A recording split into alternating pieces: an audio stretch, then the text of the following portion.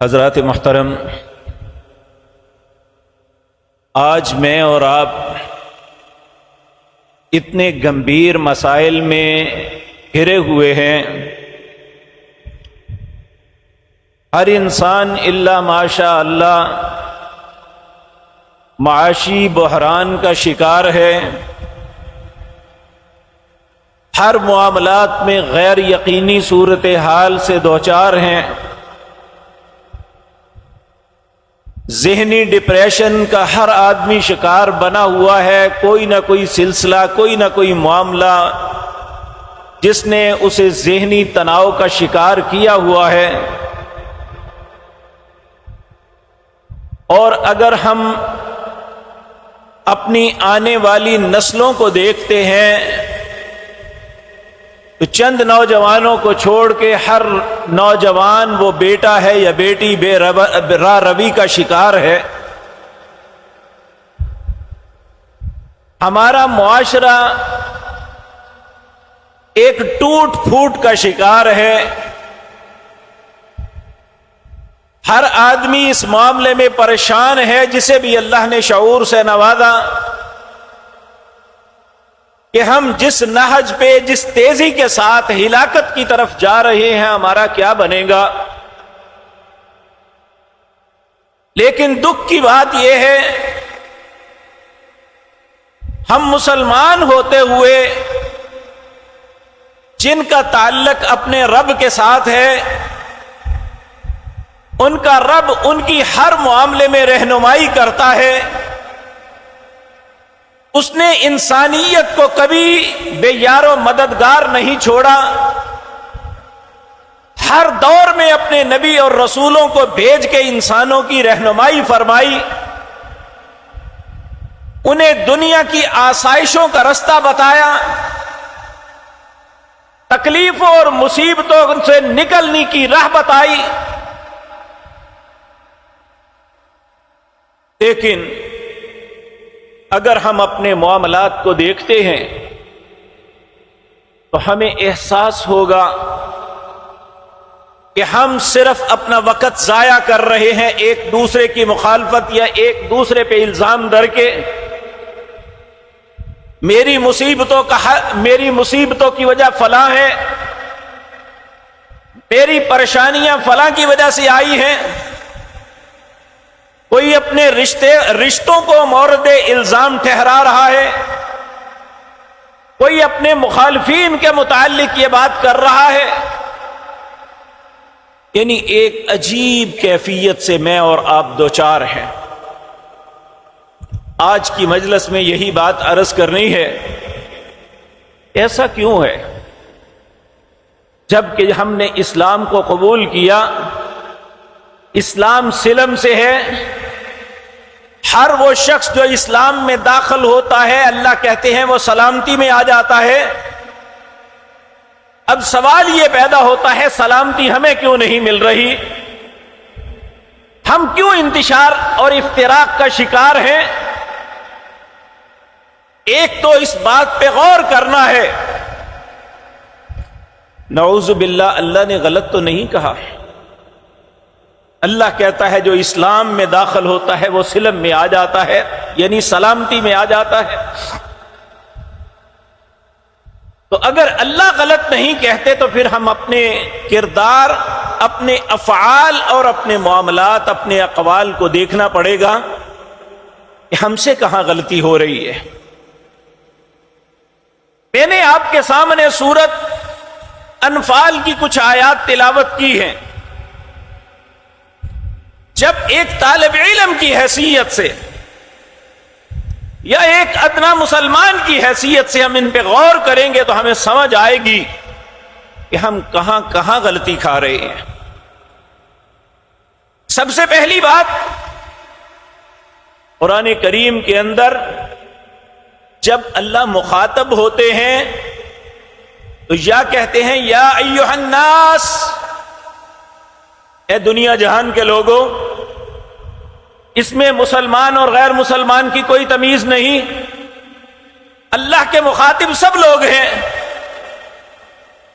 اس میں اگر کوئی مانتا ہے فبہا، نہیں مانتا تو نہ مانے.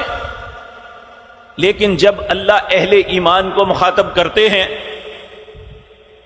تو ایک بڑے عظیم صحابی عبداللہ بن مسعود، جو سابقون الاولون، پہلے نے سب سے پہلے جو لوگ ایمان لائے 40 ان میں ایک ہیں، جن کے متعلق رسول اللہ نے فرمایا کہ دین کے امور سیکھنے ہوں تو آپ نے چند ایک نام لیے، ان میں ایک سیدنا عبداللہ بن مسعود رضی اللہ تعالی عنہ کا بھی نام ہے. فرماتے ہیں جب اللہ مخاطب کرتے ہیں یا ایھا الذین آمنو، اے لوگوں جو ایمان لائے ہو، تو اس وقت اہل ایمان کو ایک ایسا مشورہ دیا جا رہا ہے جو ان کے حق میں خیر کا سبب ہے.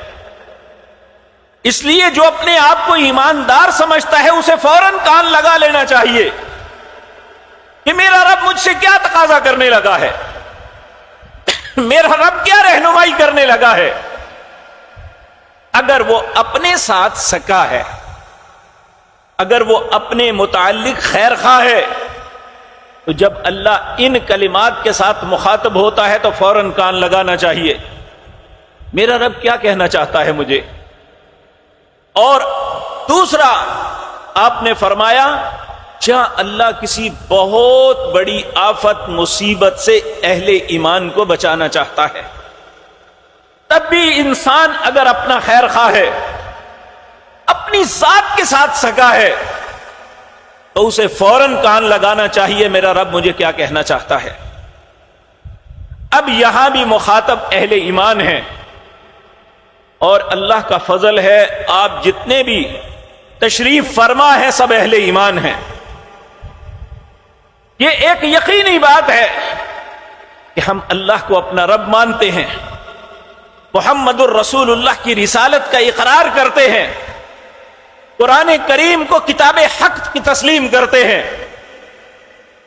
یہ سارا کچھ ہونے کے باوجود ہمیں جو غلطی ہو رہی ہے اس کا یہاں احساس دلایا جا رہا ہے. اللہ فرماتے ہیں یا ایھا الذین آمنو، اے لوگو جو ایمان لائے ہو، تمہارے اوپر لازم ہے کیا؟ اطیعوا اللہ، اللہ کی اطاعت کرنی ہے، ورسولہ، اس کے رسول کی اطاعت کرنی ہے. جب اللہ اور اس کے رسول کی بات آ جائے پھر نہ اساتذہ کی اہمیت رہتی ہے، نہ والدین کی اہمیت رہتی ہے، اور نہ ہی وقت کے حکمرانوں کی اہمیت رہتی ہے. سب سے زیادہ ایماندار کے لیے توقیت کسی بات کی ہونی چاہیے تو وہ اللہ اور اس کے رسول کی. کیوں؟ اللہ رب العزت قرآن میں فرماتے ہیں وَمَا كَانَ لِمُؤْمِنٍ وَلَا مُؤْمِنَةٍ اذا قضى اللہ ورسولہ امرا. یہ سورۃ احزاب ہے، 22واں پارہ ہے، اس کا دوسرا رکوع ہے. وما كان لمؤمن ولا مؤمنة، کوئی شخص اپنے آپ کو ایماندار نہیں کہہ سکتا، کوئی مرد ہے یا عورت. وما كان لمؤمن ولا مؤمنة، کب ایماندار کہلوا سکتا ہے؟ اذا قضى اللہ ورسولہ امرا، جب اللہ یا اس کے رسول کا کوئی فیصلہ آ جائے.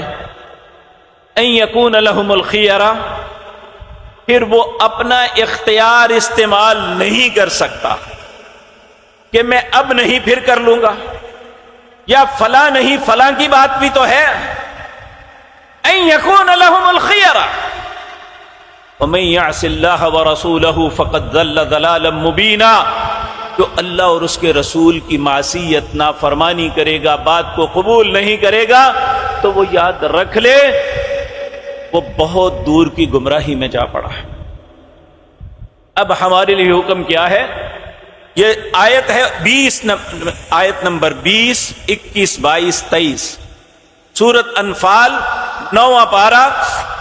اللہ فرماتے ہیں یا ایھا الذین آمنو، اے لوگو جو ایمان لائے ہو، اطیعوا اللہ ورسولہ، اللہ کی اطاعت کرنا، اس کے رسول کی اطاعت کرنا. فلا تولوا عنہ وانتم تسمعون، جب تم بات کو سن لو تو پھر روگردانی نہیں کرنی۔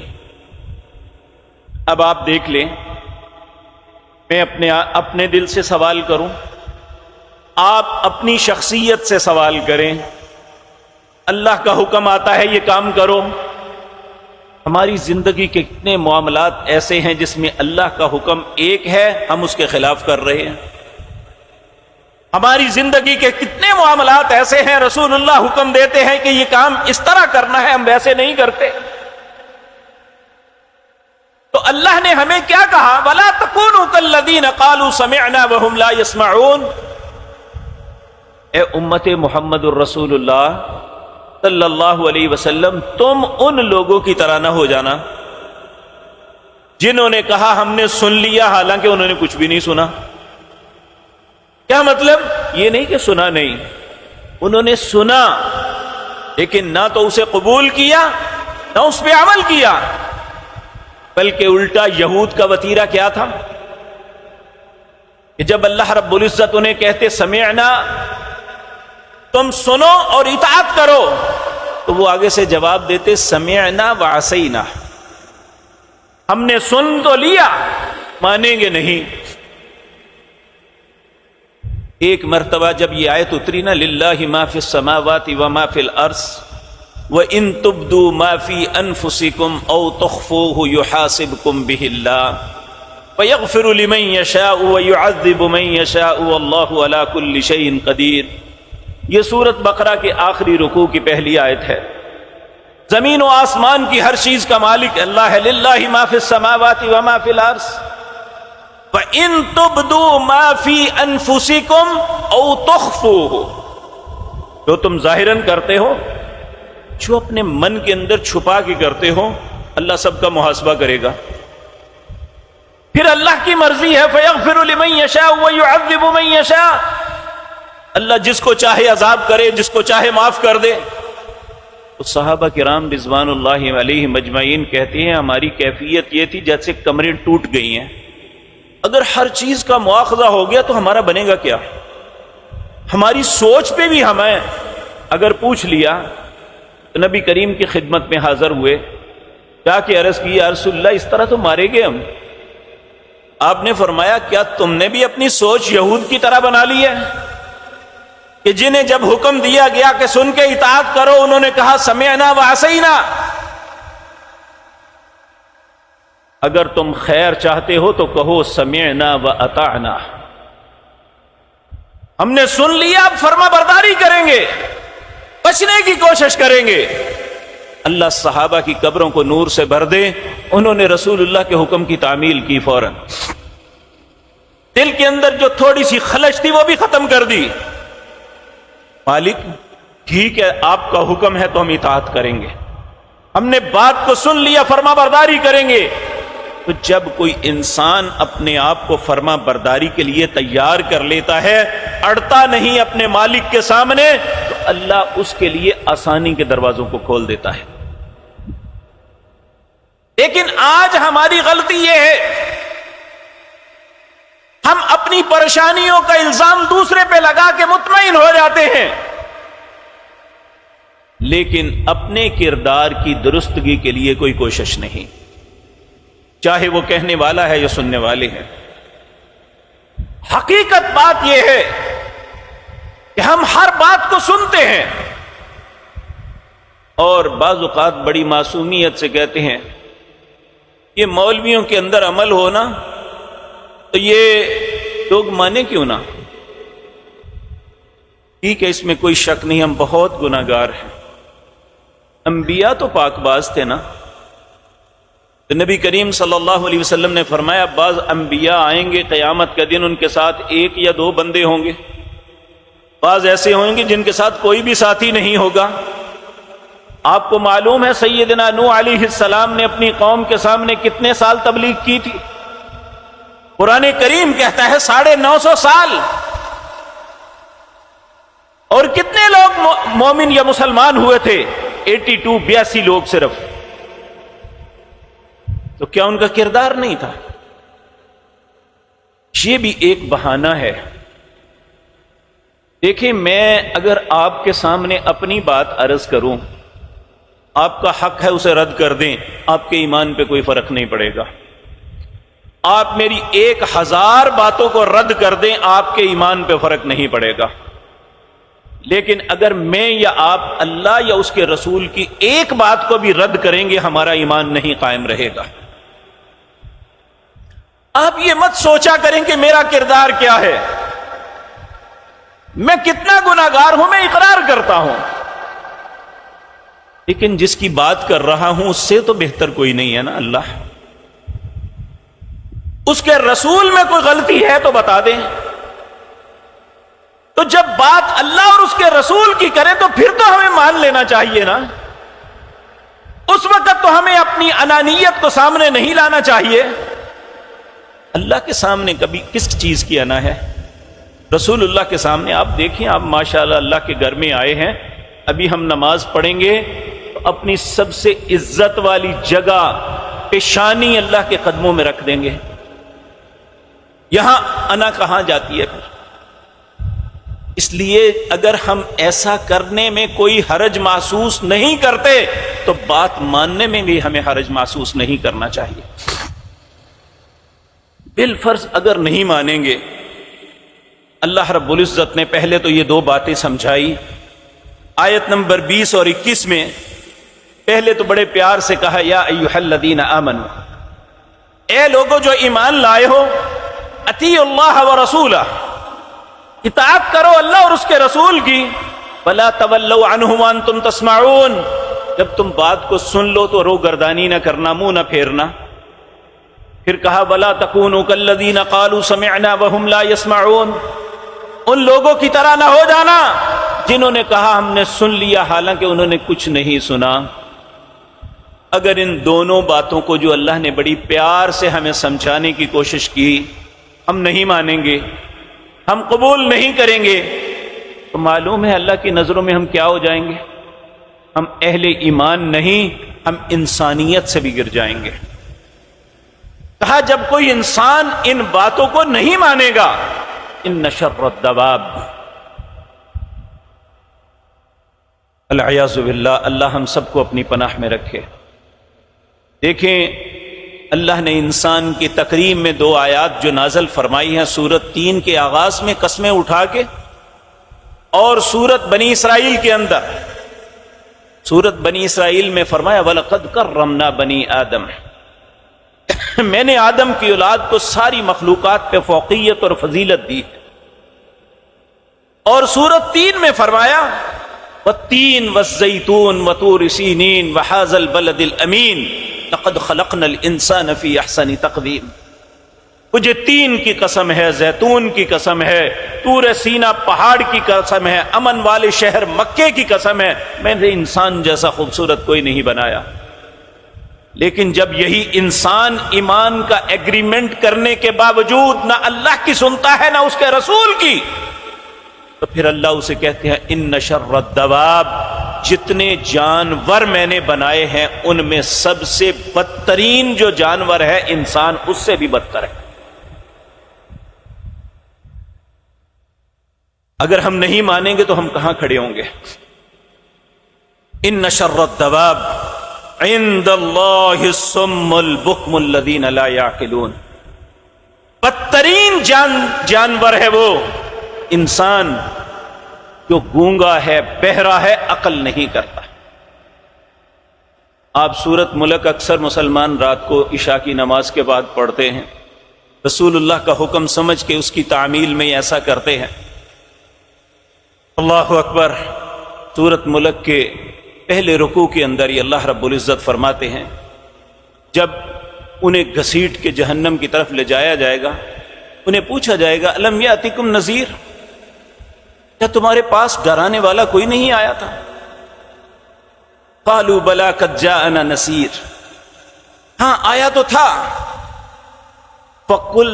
فکذبنا وقلنا ما نزل اللہ من شیء، ہم نے کہا تم پہ اللہ نے کچھ نازل نہیں کیا، جھوٹ بولتے ہو تم، یعنی انبیاء اور رسل کو غلط کہہ دیا۔ پھر اس وقت انسان حسرت اور افسوس سے کہے گا قالوا لو كنا نسمع او نعقل ما كنا في اصحاب السعیر، کاش میں اس وقت بات کو سن لیتا، عقل کر لیتا، آج میں جہنمیوں میں نہ ہوتا۔ تو اس لیے میرے اور آپ کے لیے یہ نصیحت ہے کہ جب اللہ اور اس کے رسول کی بات آئے تو پھر معاشرے کی رسم کوئی حیثیت نہیں رکھتی، ہمارے باپ دادا کی بات کی کوئی حیثیت نہیں۔ آپ اہل ایمان ہیں، مسلمان ہیں، یہ بہانہ تو ان لوگوں نے لگایا تھا جو کفر کی زندگی بسر کر رہے تھے۔ جب انبیاء نے انہیں دعوت توحید دی، اللہ اور اس کے رسول کی اطاعت کا کہا، تو انہوں نے جواب میں کہا انا وجدنا آباءنا علی امۃ وانا علی آثارہم مہتدون، ہم نے اپنے باپ دادا کو ایک دین پہ پایا، ایک طریقے پہ پایا، اور ہم انہی کے نقش قدم پہ چلیں گے، تمہاری بات کو نہیں مانیں گے۔ آج بھی میرے عزیز بھائیوں، میں ان لوگوں کی بات نہیں کرتا جو بظاہر دین کے دعوے دار تو ہیں، لیکن دین کی اساس بھی ان کے اندر نہیں، نہ نماز ہے، نہ روزہ ہے، نہ زکوٰۃ ہے، نہ حج ہے، نہ عمرہ ہے، نہ کوئی خیر کی بات ہے۔ میں ان لوگوں کی بات کرتا ہوں جو دین کے ساتھ مس رکھتے ہیں، لیکن بدقسمتی سے مختلف فرقوں میں بٹے ہیں۔ آج بھی اگر اللہ کے قرآن سے کوئی بات سنائی جائے تو کہتے ہیں ہمارے ابا جان تو اس طرح کرتے تھے، یا ہمارے عالم دین تو ایسے کہتے ہیں۔ میں آپ سے عرض کر لوں، اللہ اور اس کے رسول کے سامنے نہ باپ دادا کی حیثیت ہے اور نہ علماء پیر امام مولوی کی کوئی حیثیت ہے۔ جب اللہ یا اس کے رسول کا حکم آ جائے تو یہ ساری کائنات بھی ایک طرف کھڑی ہو جائے۔ ابراہیم علیہ السلام پوری کائنات میں اکیلے مسلمان تھے، سب لوگ ان کے مخالف تھے، وقت کے حاکم بھی اور اس وقت کے مذہب کے ٹھیکیدار بھی۔ تو اللہ نے ان سارے لوگوں کو نہیں کہا تھا ابراہیم اکیلے کو کہا تھا ان ابراہیم کان امۃ واحدہ، اگر میرے نزدیک کوئی امت ہے تو صرف ابراہیم ہے جو میرے حکم کی تعمیل کرتے۔ اللہ کے نزدیک یہ نہیں کہ ہم زیادہ ہوں گے تو تب، چاہے چند لوگ ہوں جو اللہ کی مانتے ہیں، اللہ کی نظر میں صرف وہی ہیں۔ انسانیت کی معراج پہ وہ لوگ ہیں۔ اسی طرح ایک سورۃ لقمان کے اندر فرمایا وَإِذَا قِيلَ لَهُمُ اتَّبِعُوا مَا أَنزَلَ اللَّهُ، جب انہیں کہا جاتا ہے اتباع کرو جو اللہ نے نازل کیا، تو اس وقت بھی انہوں نے کہا قَالُوا بَلْ نَتَّبِعُ مَا وَجَدْنَا عَلَيْهِ آبَاءَنَا، ہم اپنے آبا کی اتباع کریں گے۔ اور آج ہم کیا کہتے ہیں کہ ہم چونکہ فلاں امام کے مقلد ہیں اس لیے ان کی بات مانیں گے۔ امام ابو حنیفہ رحمۃ اللہ علیہ، امام شافعی، امام مالک، امام احمد بن حنبل، ان کی عزت، عظمت، شرافت اپنی جگہ، لیکن وہ رسول اللہ سے بہتر نہیں ہیں۔ اور ان پاک باز بزرگوں نے اپنی زندگی میں بریت کا اظہار کیا۔ امام ابو حنیفہ رحمۃ اللہ علیہ جب حج کے لیے تشریف لائے تو انہوں نے بیت اللہ کا غلاف پکڑ کے یہ بات کہی تھی، لوگوں جو مجھے جانتا ہے وہ جانتا ہے، جو نہیں جانتا، میں نعمان بن ثابت جس کی کنیت ابو حنیفہ ہے، اترکوا قولی بخبر رسول اللہ صلی اللہ علیہ وسلم، جب اللہ کے رسول کی بات پالو، میری بات کو چھوڑ دینا۔ ہم نہیں چھوڑ رہے، وہ بھی بری ہیں، اللہ اور اس کے رسول بھی اس بات پہ بری ہیں۔ ہم کہاں سے جا کے اپنی بریت کا جو ہے سرٹیفکیٹ لائیں گے؟ العیاذ باللہ۔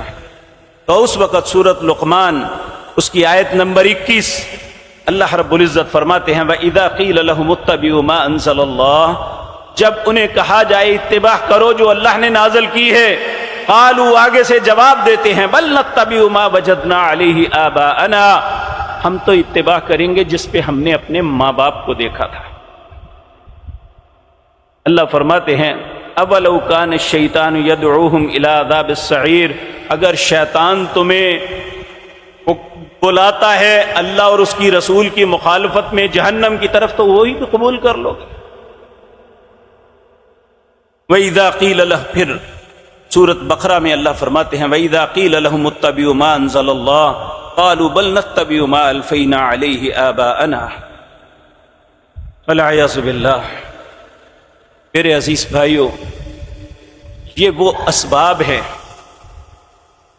جس کی وجہ سے قوموں پہ مصیبتیں آتی ہے۔ اللہ رب العزت نے کتنی ہیں آیات میں یہ فرمایا کدأب آل فرعون والذین من قبلہم کذبوا بآیات ربہم فأہلکناہم بذنوبہم وأغرقنا آل فرعون وکل کانوا ظالمین۔ کیا تمہارے سامنے آل فرعون کی مثال نہیں ہے؟ ان سے پہلے کتنی اقوام تھی جنہیں میں نے برباد کیا ان کے گناہوں کے سبب۔ گناہ کیا ہوتا ہے؟ ہر اس چیز کو گناہ کہا جاتا ہے جو اللہ اور اس کی رسول کی نافرمانی میں کیا جائے۔ اللہ اور اس کے رسول حکم دیں اگر اس کی تعمیل نہ کی جائے تو یہ بھی گناہ ہے۔ دیکھیں نا، اللہ نے حکم دیا نماز پڑھو، اگر نہیں پڑھیں گے تو یہ ثواب تو نہیں نا ہے، گناہ ہوگا۔ اللہ کا حکم ہے یا ایھا الذین آمنوا کتب علیکم الصیام، میں نے تم پہ روزے فرض کیے، اگر نہیں پڑھیں گے، روزہ نہیں رکھیں گے، کیا اجر ملے گا؟ گناہ ہے۔ یا ایھا الذین آمنوا انفقوا من طیبات ما رزقناکم، اللہ نے حکم دیا اپنے پاکیزہ مال میں سے خرچ کرو، نہیں کریں گے تو گناہگار ہوں گے۔ اللہ نے کہا وَلِلَّهِ عَلَى النَّاسِ حِجُّ الْبَيْتِ مَنِ اسْتَطَاعَ إِلَيْهِ سَبِيلًا، اللہ نے تمہارے لیے حج کو مقرر کیا ہے، جو استطاعت رکھتا ہے رستے کی وہ حج کرے، اگر نہیں کریں گے اللہ نے فرمایا فَإِنَّ اللَّهَ غَنِيٌّ عَنِ الْعَالَمِينَ، اللہ سارے جہان والوں سے بے پرواہ ہے۔ وَمَنْ كَفَرَ فَإِنَّ اللَّهَ غَنِيٌّ عَنِ الْعَالَمِينَ، جو انکار کرے گا اللہ بے پرواہ ہے، پھر اسے کوئی پرواہ نہیں اس کی۔ اسی طرح بعض چیزوں کا اللہ نے حکم دیا کہ یہ نہیں کرنی، جب ہم وہ کرتے ہیں تو اس کا لازمی نتیجہ یہ نکلتا ہے۔ مسند احمد کے اندر روایت ہے، ام سلمہ رضی اللہ تعالی عنہا ام المومنین، نبی مکرم کی زوجہ محترمہ، ہماری مومنوں کی ماں، اس حدیث کی راویہ ہیں کہ نبی کریم صلی اللہ علیہ وسلم نے، اب آپ کی امت کی بات کرتے ہیں، آپ نے فرمایا اذا ظہرت المعاصی فی امتی عمہم اللہ بعذاب من عندی، جب میری امت کے اندر گناہوں کی بہتات ہو جائے گی، نافرمانی اور معصیت عام ہو جائے گی، اللہ اور اس کے رسول کی بات کو نہ ماننے کی روش عام ہو جائے گی، تو پھر اللہ چاروں طرف سے عذاب سے گھیر لے گا۔ اماں جی نے ایک سوال کر دیا، اما فیہم یومئذ اناس صالحون، کیا اس وقت نیک لوگ نہیں ہوں گے؟ تو نبی کریم صلی اللہ علیہ وسلم نے فرمایا ہوں گے۔ تو کہا ان کا معاملہ، یصیبہم ما اصاب الناس، جو گناہگار بد کردار لوگ جن مصیبتوں کا شکار ہوں گے، نیک لوگ بھی ان کا شکار ہو جائیں گے۔ جب عمومی طور پہ گناہوں کی بہتات ہو جائے گی، میرے بھائیوں میں معذرت کے ساتھ یہ باتیں عرض کرنے لگا ہوں، اللہ رحم کر دے ہم پہ، کوئی چیز آپ کو یقین ہے کہ خالص مل سکے؟ کسی بھی جگہ پہ آپ جا کے کوئی خالص چیز لے سکتے ہیں؟ خریدار کون ہے اور فروخت کو نندا کون ہے؟ چیز بنانے والا کون ہے؟ وہ بھی کلمہ طیبہ پڑھتا ہے، اس میں ملاوٹ کرنے والا بھی کلمہ طیبہ پڑھتا ہے، اس نے اپنے رب کے ساتھ ایگریمنٹ کیا تھا کہ مالک تیری بات کو مانوں گا۔ کیا اللہ نے ملاوٹ کرنے کی اجازت دی ہے ہمیں؟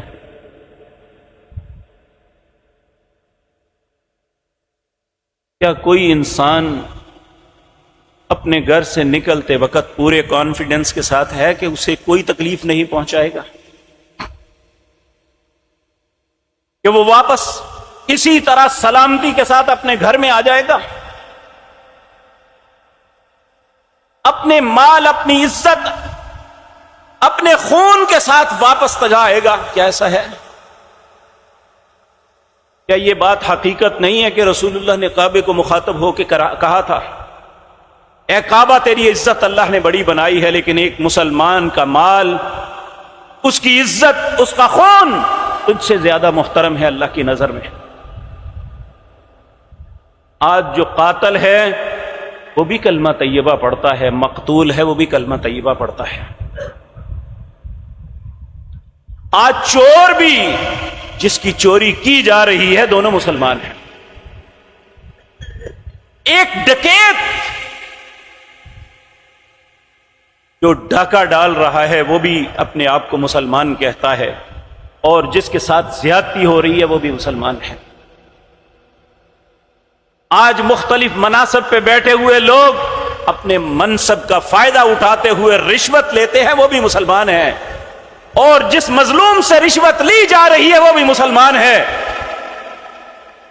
ہم کون سا تمغہ لے کے اللہ کی بارگاہ میں جائیں گے؟ جب یہ ساری معاشرے کے اندر ساری برائیاں موجود ہوں گی، سکون کہاں سے ملے گا؟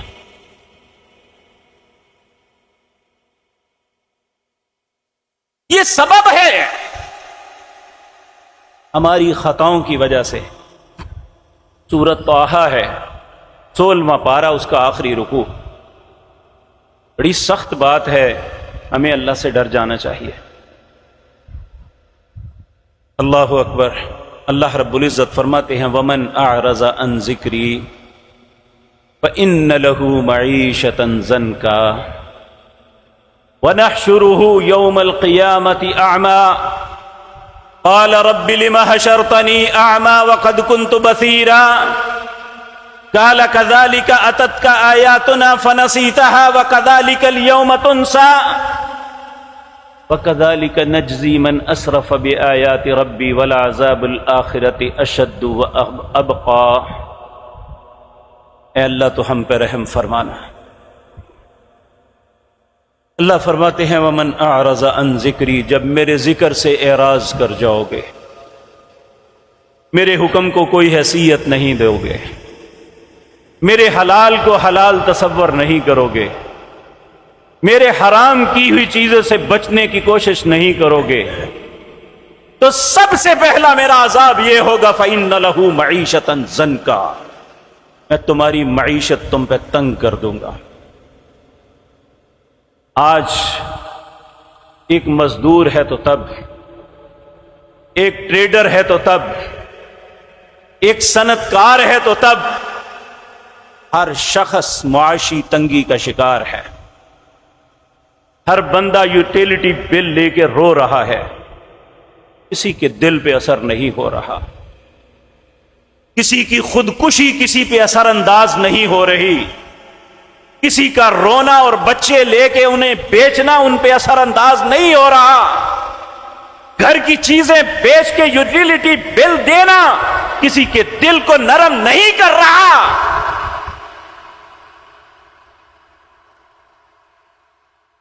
جن کے ساتھ ظلم ہو رہا ہے وہ بھی اپنے گناہوں کے سبب، اور جو ظلم کر رہے ہیں وہ مت سمجھیں کہ اللہ کی عدالت میں بچ جائیں گے،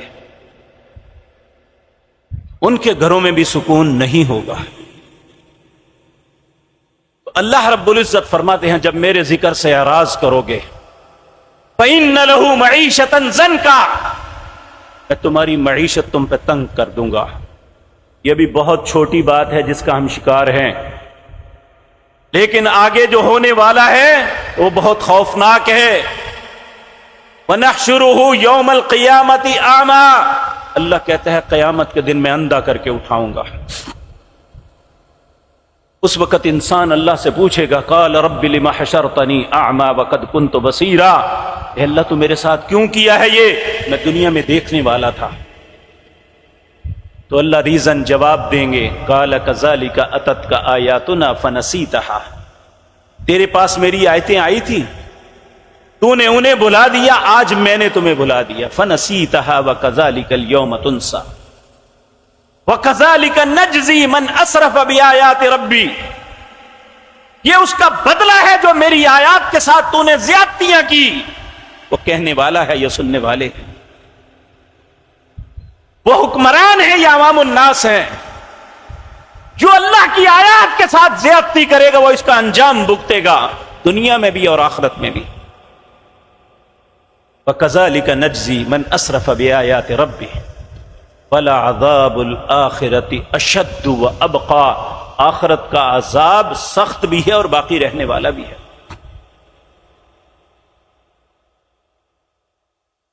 تو جو حدیث میں پہلے ام سلمہ رضی اللہ تعالی عنہا کی عرض کر رہا تھا، اس میں ام سلمہ نے کہا، ہماری ماں نے، اما فیہم یومئذ اناس صالحون، اے اللہ کے رسول اس وقت اچھے لوگ نہیں ہوں گے؟ ہاں ہوں گے۔ یصیبہم ما اصاب الناس، جن مصیبتوں میں لوگ شامل ہوں گے وہ بھی اس میں ہو جائے گی، لیکن انجام دونوں کا مختلف ہوگا۔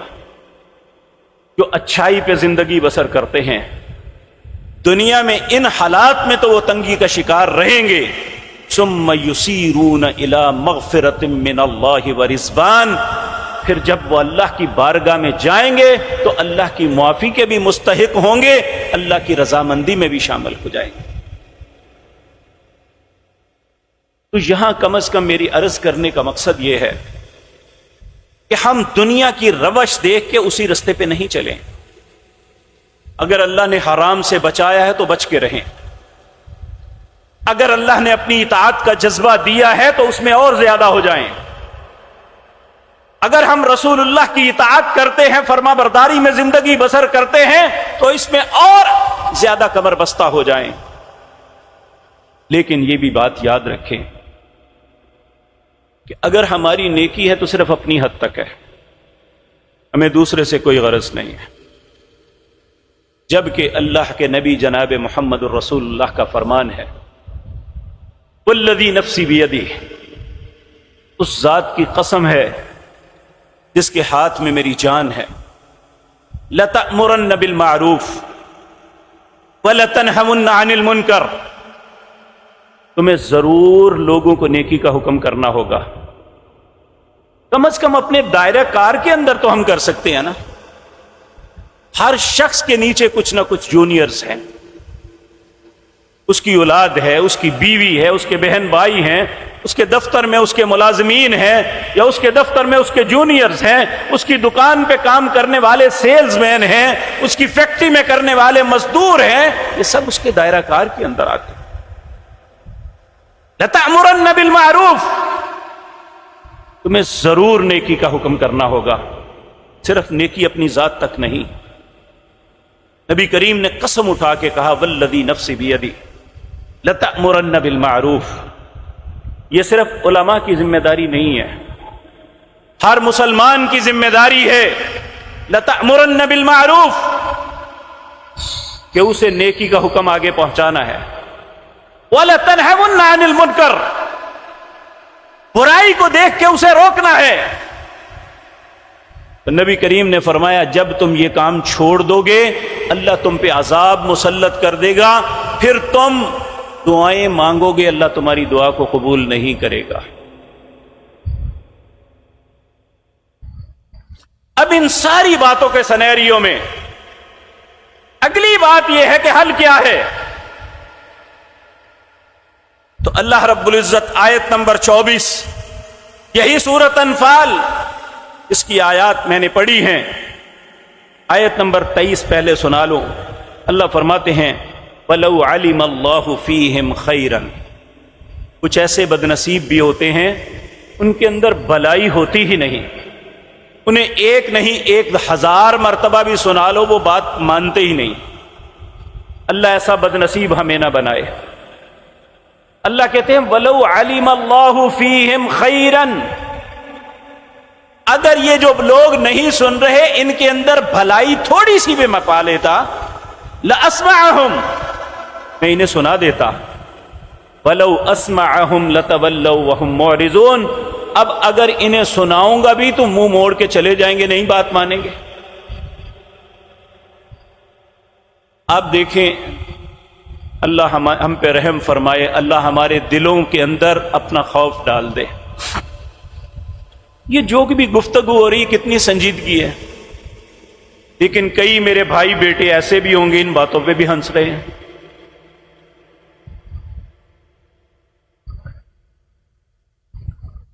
اس میں بھی وہ کوئی منفی پہلو ہی نکالیں گے۔ میرے بھائیوں، یہ کوئی دانائی کی علامت نہیں ہے۔ اب حل کیا ہے؟ اللہ فرماتے ہیں یا ایھا الذین آمنو، اے لوگو جو ایمان لائے ہو، استجیبوا للہ وللرسول اذا دعاکم لما یحییکم، جب اللہ یا اس کے رسول تمہیں کسی بات کا حکم دیں، کسی بات پہ بلائیں، کسی بات سے روکیں، فوراً اس بات کو قبول کر لو۔ لما یحییکم، تمہاری زندگی اسی میں ہے۔ آیت نمبر 24 سورۃ انفال، اپنے گھروں میں ضرور اٹھانا، کیا میں اپنے پاس سے کوئی بات تو نہیں کر رہا۔ آیت نمبر 20 سے شروع ہو جائیں، اس پورے رکوع کو پڑھیں۔ اللہ رب العزت فرماتے ہیں استجیبوا للہ وللرسول اذا دعاکم۔ آپ دیکھیں یہ اتنی اہم بات ہے۔ ایک مرتبہ ایک صحابی نماز پڑھ رہے تھے، نبی کریم نے انہیں آواز دی، انہوں نے کہا نماز پڑھ کے سن لوں گا بات۔ جب نماز ختم کی گئے، اللہ کے رسول آپ نے بلایا تھا، آپ نے فرمایا اس وقت بات کیوں نہیں سنی؟ کہا نماز پڑھ رہا تھا۔ کہا تو نے اللہ کا یہ فرمان نہیں سنا استجیبوا للہ وللرسول اذا دعاکم، جب اللہ اور اس کے رسول تمہیں بلائے تو فوراً بات کو مان لو۔ اس وقت تو نماز کی حیثیت نہیں رہتی جب رسول اللہ بلا لیں، اس وقت تو عبادت کوئی حیثیت نہیں رکھتی جب اللہ بلائیں کہ یہ کام فلاں کرو، وقت وہی کرنا چاہیے جو اللہ حکم دے رہے ہیں یا اس کے رسول حکم دے رہے ہیں۔ تو اللہ فرماتے ہیں وَاعْلَمُوا أَنَّ اللَّهَ يَحُولُ بَيْنَ الْمَرْءِ وَقَلْبِهِ، یہ بڑی سخت بیماری ہے، روحانی بیماری، جس میں انسان مبتلا ہو جاتا ہے جب وہ اللہ اور اس کے رسول کی بات پہ توجہ نہیں دیتا۔ کہا وَاعْلَمُوا، جان لو، اگر اللہ اور اس کے رسول کی بات کو قبول نہیں کیا تو ان اللہ یحول بین المرء وقلبی، اللہ تمہارے اور تمہارے دل کے درمیان حائل ہو جائے گا، ساری باتیں سمجھ آئیں گی، اللہ اور اس کے رسول کی بات سمجھ نہیں آئے گی۔ آپ دیکھیں مکے میں ایک شخص تھا عمر بن حشام، اس کے نام سے اکثر لوگ واقف نہیں ہیں۔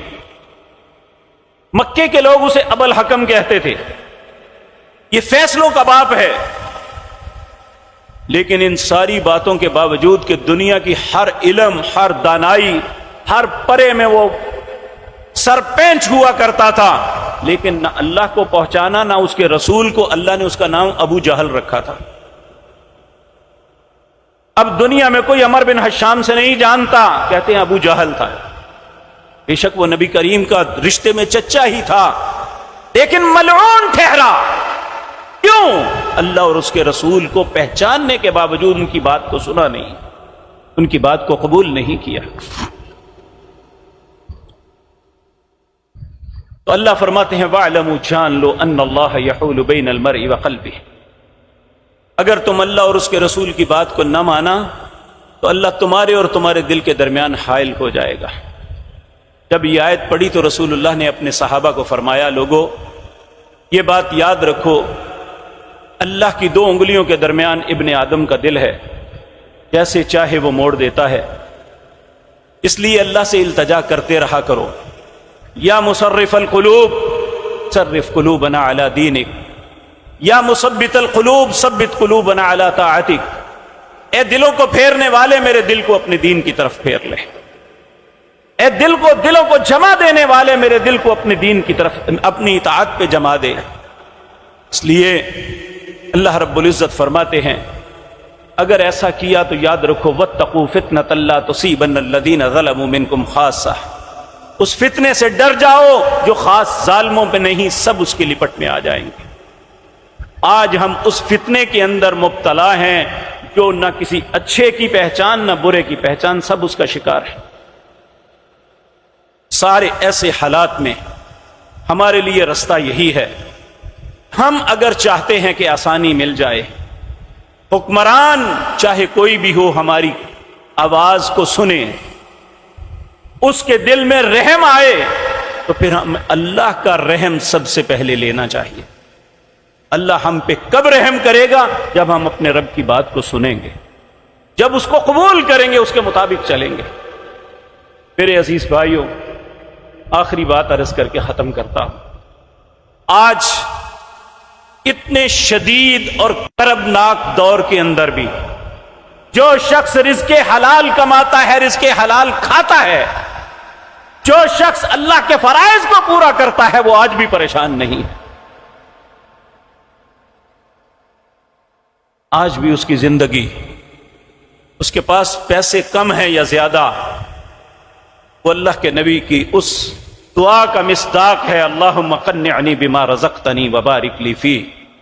اے اللہ، جو کچھ تو نے مجھے دیا ہے اس پہ قناعت دے دینا۔ وہ قناعت پہ ہیں، ان کے پاس ایک وقت کا کھانا ہے یا نہیں ہے، وہ اللہ کی عطا پہ خوش ہیں۔ اور وہ انسان پریشان ہے جس کے پاس خربوں کی دولت ہے لیکن وہ اللہ کی نافرمانی میں زندگی بسر کر رہا ہے، تو اللہ اس کی زندگی سے سکون کو چھین لیا ہے۔ آج جو سکون کا طالب ہے، نبی مکرم کا ارشاد ہے صلی اللہ علیہ وسلم، اس صادق المصدوق پیغمبر نے یہ فرمایا جن کی سچائی کی گواہی رب نے دی۔ آپ نے فرمایا، من لزم الاستغفار، جو شخص استغفار کو لازم پکڑ لیتا ہے، یعنی اپنی خطاؤں کی اللہ سے معافی مانگتا رہتا ہے، تو انعام اللہ دیتے ہیں، یجعل لہ مخرجا، اللہ اسے مصیبتوں سے نکال دیتے ہیں۔ دوسرا، وَيَرْزُقْهُ مِنْ حَيْثُ لَا يَحْتَسِبُ، اللہ ایسی جگہ سے رزق دے گا وہ سوچ بھی نہیں سکتا۔ تو اے اللہ، ہم تیرے گھر میں بیٹھے ہوئے اس شدت کی گرمی میں، اس کے باوجود اے اللہ تیرے بندے تیرے حضور حاضر ہیں۔ اے اللہ، میں بھی تیرا ایک گناہ گار بندہ، اللہ تیرے ہی بندے ہیں، بہت خطائیں ہیں، ہم اپنی خطاؤں کا اقرار کرتے ہیں۔ اے اللہ، ہمارے حالات کو آسودہ فرما دے۔ اے اللہ، ہماری زندگی کے معاملات کو بدل دے۔ اے اللہ، جس طرح اس گرمی کے اندر بارش برسا کے لوگوں میں ایک راحت ڈال دیتا ہے، اے اللہ ہماری زندگی میں بھی راحتیں ڈال دے۔ اے اللہ، ہماری ساری پریشانیوں کو ختم فرما دے۔ اے رحیم و کریم رب، ہر کو دنیا اور آخرت کی ہر بھلائی عطا فرما دے، دنیا اور آخرت کے ہر شر سے محفوظ فرما دے۔ سبحان ربک رب العزت عما یصفون۔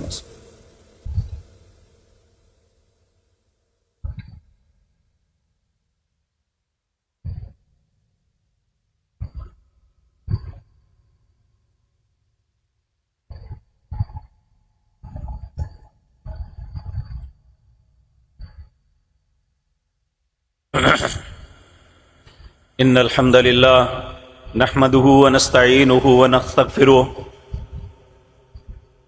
ونعوذ باللہ من شرور انفسنا ومن سیئات اعمالنا، من يهده الله فلا مضل له ومن يضلل فلا هادي له، واشهد ان لا اله الا الله وحده لا شريك له، واشهد ان محمدا عبده ورسوله۔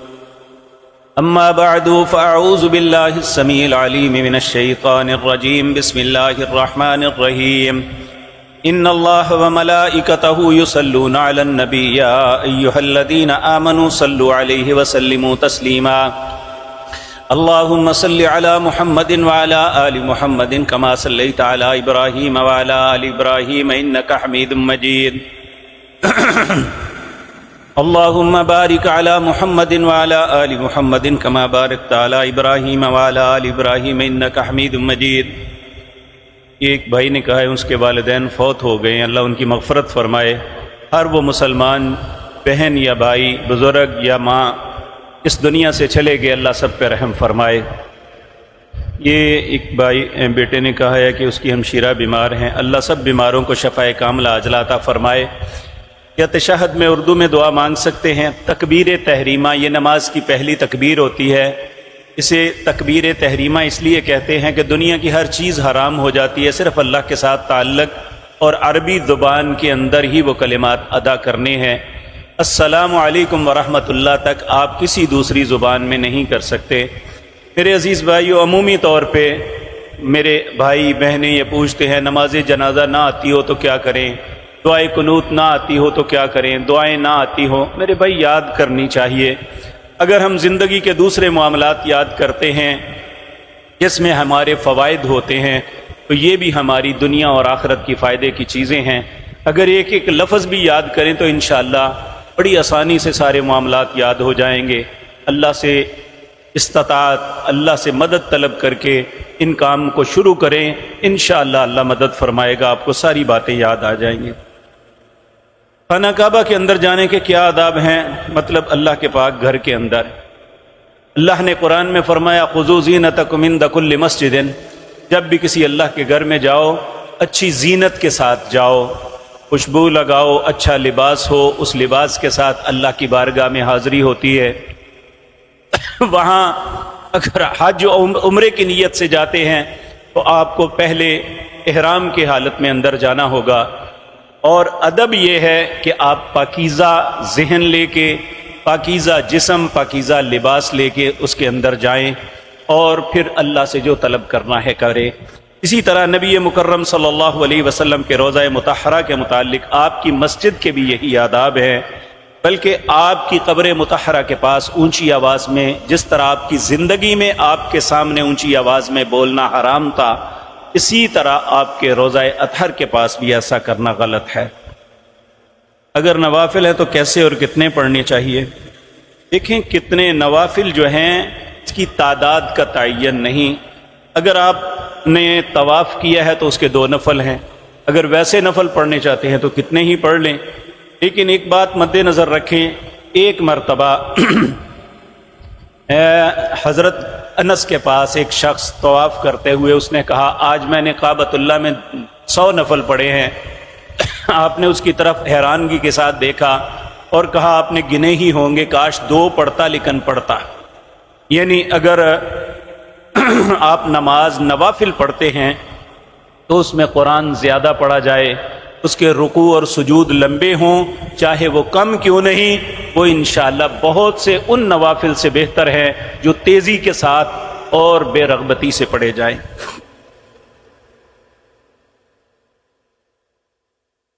اگر کوئی شخص جعلی ڈاکومنٹس کی بنا پر کسی بیرون ملک کا ورک ویزا لگوا لیتا ہے، وہاں جا کر کمائی کرے گا تو وہ جائز ہے؟ آپ نے خود ہی اپنا جواب دے دیا ہے، میں کیا دوں؟ یہ لمبے سوال نہ کیا کریں، نماز کے بعد تشریف لائیں، میں انشاءاللہ ان کا جواب دوں گا۔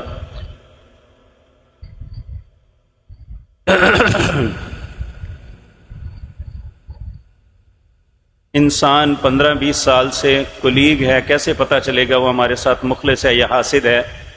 آپ انشاءاللہ اپنی نیت کو اچھا رکھیں، اگر کوئی حسد کرتا ہے یا برا ہے تو وہ اپنے معاملے کا جواب اللہ کے سامنے دے گا۔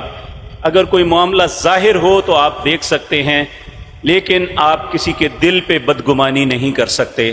اللہ ہم سب کو سمجھ عطا فرمائے۔ بہت سے بھائیوں نے دعا کی درخواست کی ہے، اللہ سب کی حاجات کو پورا فرمائے۔ اے اللہ جن لوگوں کو بیٹیوں کے ساتھ تو نے آزمایا ہے، اللہ بیٹے اور بیٹیوں دونوں کے اسباب اچھے پیدا فرما۔ اے اللہ تو رحیم و کریم ہے، ہماری اولادوں کی اصلاح فرما۔ اے اللہ ان کے دلوں کو دین کی طرف پھیر دے۔ اے اللہ ہمارے دلوں کو دین کی طرف پھیر دے۔ اے اللہ ان سخت حالات میں اے اللہ ہمارے لیے آسانی کے رستے پیدا فرما دے۔ اے اللہ تو رحیم و کریم ہے، اے اللہ ہماری آس نہ کسی حکومت نہ کسی اپوزیشن سے ہے، یہ سب ظالم لوگ ہیں۔ اے اللہ تو رحمان و رحیم ہے، ہم پہ رحم فرما دے۔ اے اللہ تو رحمان و رحیم ہے، ہم پہ رحم فرما دے۔ اے اللہ تو رحم کرے گا تو کائنات میں کوئی ظلم نہیں کر سکتا۔ اے اللہ تو ہم پہ رحم فرما دے۔ سبحان ربک رب العزت عما یصفون وسلام علی المرسلین والحمد للہ۔